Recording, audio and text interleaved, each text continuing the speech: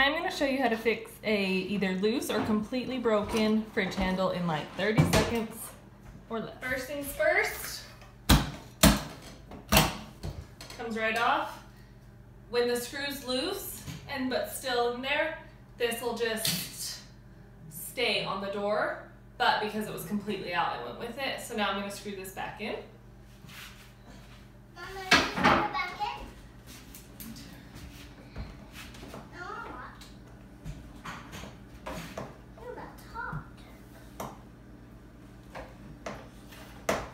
Nice and tight, and I'll do this one for good measure. And make sure this is on the bottom so that path, you can put it on the hook and slide it down. This doesn't go on the bottom. If it looks like that, and the separate holes on the bottom, that means it's in the wrong direction. You'll figure it out soon enough. You just get it on, bring it down, and it's fixed.